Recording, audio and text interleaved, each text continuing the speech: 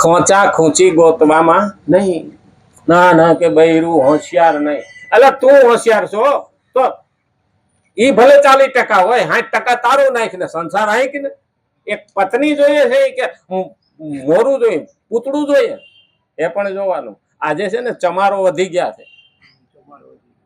ચામડીની કિંમત કરનારને શું કહેવાય? ચમાર જ કહેવાય ને. જનકના દરબારમાં જયારે પંડિતો બધા હતા ને ત્યારે અષ્ટાવક્ર ઋષિ ગયા હતા કે લાય જનકના દરબારમાં બધા વિદ્વાનો બેઠા છે મળતો.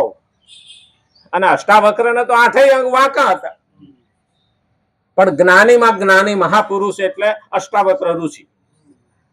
અને જયારે જનકના દરબારમાં દાખલ થયા ને ત્યારે બધા પંડિતો બેઠા હતા, એ બધા દાંત કાઢવા માંડ્યા, હસવા માંડ્યા, ખડખડા. એટલે બધી કોઈ નજર ફેરવા પછી બધાએ હસી લીધું. એટલે અષ્ટાવક્ર ઋષિ હસ્યા. એટલે જનક રાજાએ નોંધ લીધી. જનક વિદેહી કહેવાય, ભક્તિમાં ટોચનો માણસ, એની પાસે જ્ઞાનનો ભંડાર. એને પૂછ્યું, બાપજી આ બધાએ હસી લીધા પછી આપ કેમ હસ્યા? આમો પ્રશ્ન કર્યો જનકે. એટલે અષ્ટાવક્ર ઋષિએ કીધું તું, જનક મને એવું હતું કે તારા દરબારમાં બધા પંડિતો બેઠા છે, લાય મળતો આવું. અહીં તો બધા ચમાર બેઠા. અને જેને ભાઈ પંડિતોને ચમાર કે એટલે ચોટલી ખીતો થઈ જાય. આવું કેમ કીધું? તો કે તમે મારી ચામડી જોઈને કિંમત કરી તો એને ચમાર જ કહેવાય ને. કોઈ પણ માણસની હાંસી ઉડાડવી જોઈએ નહીં. એ તો એને ભગવાને જે દીધું છે એ જ રહેવાનું. આજે છોકરો છોકરી જોવા જાય ને તો પણ જોઈને શું આવે? કલાકમાં ચામડી જોઈને આવે ને, એ ચમાર જ થયો ને. બાકી શું જોવાનું? આ લોકો 2 કલાક ડાઈ ડાઈ વાતે કરી લે. ખાનદાની પેલા જોતા, ખાનદાની જોતા. અને પહેલાના જમાનામાં તો મોહાળની વાત આવતી કે આ કયા આના મોહાળ કયું છે ને એની દીકરી આપણા આના ઘરમાં છે ને એનું બાળક આપણે લઈએ છીએ. બહુ મોટું હતું. એટલે તો મહાભારતની અંદર આ ભગવદ્ ગીતામાં ભગવાનને શું કહે છે? ભગવાન હે પાર્થ. પાર્થનો અર્થ શું થયો? પૃથા ઇતિ પાર્થ. પૃથા કુંતાનું નામ હતું, કુંતીનો પુત્ર. હે પાર્થ એટલે શું કીધું? તારું મોહાળ યાદ કઈ. તો અર્જુનનું મોહાળ કયું? યદુકુળ. એમ આપણે પેલા મોહાળની પણ ઇજ્જત રાખતા, છોકરીના માવતર એની પણ ઇજ્જત રાખતા, અને પોતાના હાહરાની પણ ઇજ્જત રાખતા. પણ આજે એ બધું જતું રહ્યું.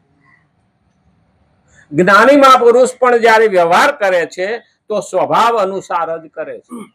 જેવો સ્વભાવ હોય એ પ્રમાણે જ કરે. કેમ કે કારણો વિના કોઈ વ્યવહાર કરી શકતું નથી. જેમ કે આચાર્ય બાળક જેવા બનીને જ વર્ણમાળા ક ખ ગ શીખવાડે, એ જ પ્રમાણે જ્ઞાની મહાપુરુષ પણ સાધારણ મનુષ્યની સ્થિતિમાં આવીને જ તેને શીખવાડે છે અને વ્યવહાર કરે છે. હવે ખરેખર મારે તો 1 અધ્યાય પૂરો કરવો હોય ને તો 10 દાડામાં કરી નાખ. આ તો 15 દાડે 1 શ્લોક પૂરો થાય. શું કરવા? કારણ કે બધા તો તત્વજ્ઞાન સમજી શકવાના નથી. માથેથી જવાનું. જો અઠવાડિયા પછી કોઈ રહે તો કોઈને કઈ સમજાય નહીં. એક માજી તો કે અરે મંદિરે તો કે એક એવા મહાપુરુષ આયા હતા, મહાન સંત આયા હતા, બહુ મજા આવી. માજીને પૂછ્યું કે શું કીધું? તો કે ઈદ નો સમજાણ. હવે જો ઈદ નો સમજાય એને આપણે મોટા માનતા હોય તો કપાટ ફૂટ્યું. કારણ જો એક પણ શબ્દ નહીં સમજાય તો જ્ઞાન શું કામ? આમાં તો ભલે ભગવાન એક કક્ષાએ બોલ્યા છે, હાવ ભગવાન તોય અર્જુનને સમજાવવા માટે બોલ્યા, તોય એક એક શબ્દનું મહત્વ બહુ મોટું. એકાદો શબ્દ પણ આપણા જીવનમાં ઉતરી જાય ને તો આપણું કલ્યાણ થઈ જાય. બધા શબ્દ ઉતરે કે ના ઉતરે? ભગવાને અહીં કીધું છે. એટલે તો પાનબાઈ કીધું છે ને, વીજળીને ચમકારે મોતીડા પરોવો પાન. વીજળીનો ચમકારો એટલે કોઈ એવો શબ્દ મારા મનમાં ચમકારો કરે જેથી મારો આત્માનું મોતીડું એમાં પરોવાય જાય. ચેષ્ટતે આ પદનો અર્થ છે તે કર્મ કરતો નથી, બલકે તેના દ્વારા પ્રકૃતિના અનુસાર સ્વતઃ ક્રિયા થાય છે. એ કર્મ કરતો નથી પણ આપમેળે ક્રિયા થાય. જે ભલો માણસ છે ને એ કર્મ કરતો નથી, આપમેળે થયા કરે. માણસ જે સત્વગુણી હોય છે ને, તમે જોજો રોડ માથે જતો હોય છે ને, ક્યાંક નાની એવી ડેરી દેખશે ને તોય આમ એનાથી નમાઈ જાય, ઝુકાઈ જાય, કારણ કે એ સત્વગુણી છે, એનો સ્વભાવ જ એવો થઈ ગયો. પણ બહુ ધ્યાન રાખવા જેવું છે. જંગલમાં સીધા લાકડા પેલા કાપેલો, સીધા લાકડા પેલા કાપે. એટલે એ પણ ધ્યાન રાખવાનું કે બહુ સીધું થવામાં મજા નથી અને બહુ વાંકું થવામાં મજા નથી. વાંકાને કોઈ પાસે જાય નહીં અને સીધાને કોઈ રહેવા દે નહીં. સત્યને કષ્ટી હોય પણ એ તો પરીક્ષા છે. અને કેમ કે જેમ વૃક્ષના પાંદડા હાલે છે તો તેનાથી કોઈ ફળદાયી કર્મ પાપ કે પુણ્ય થતું નથી.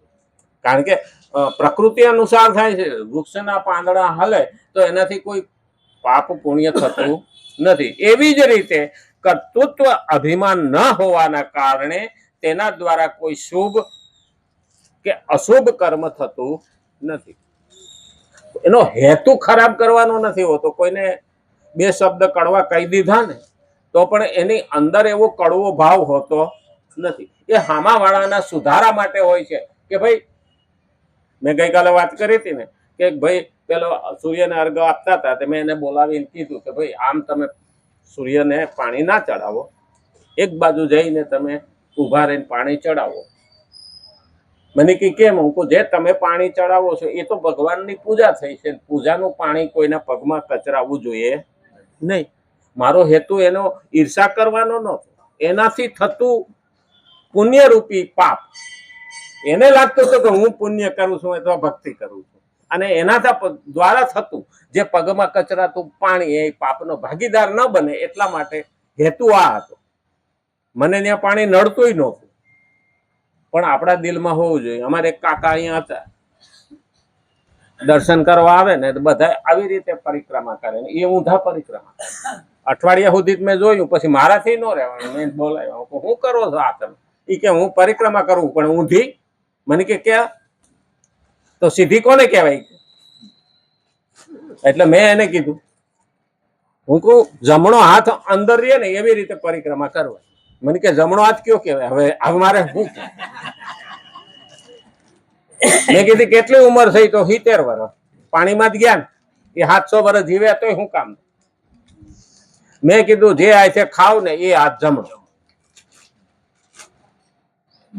હા, પણ ઘણા ડાબે હાથે ખાતા હોય તો પાછો ડખો થાય ને.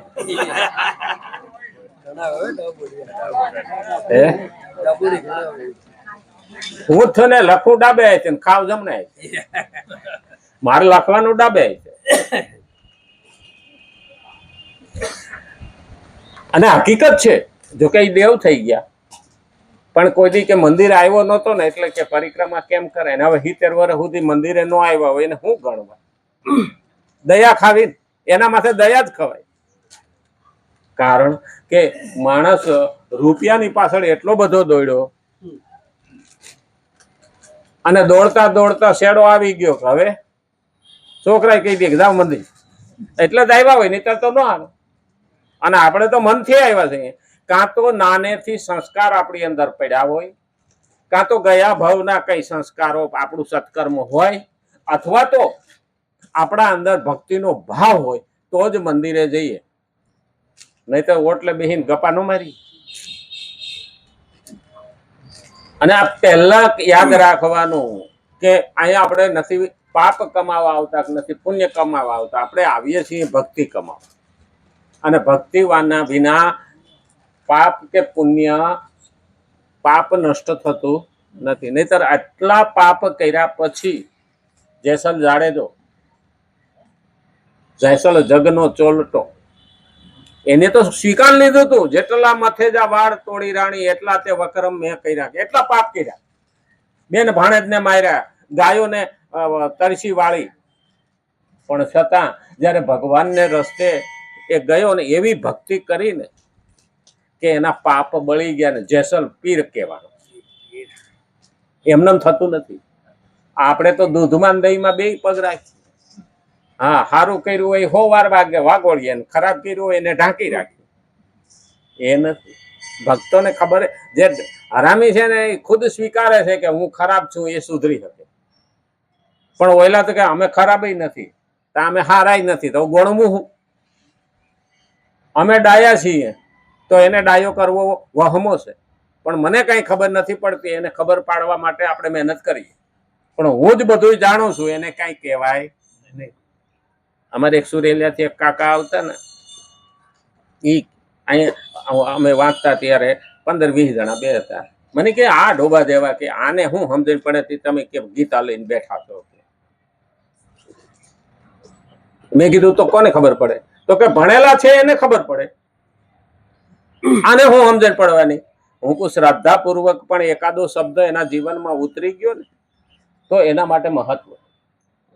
એને ખબર પડે કે ન પડે, મારા ભગવાન એના તરફ કૃપા કરશે. કારણ કે જ્યાં હાજરી આપેલી છે ને ત્યાં પણ ભગવાન એની નોંધ લે છે.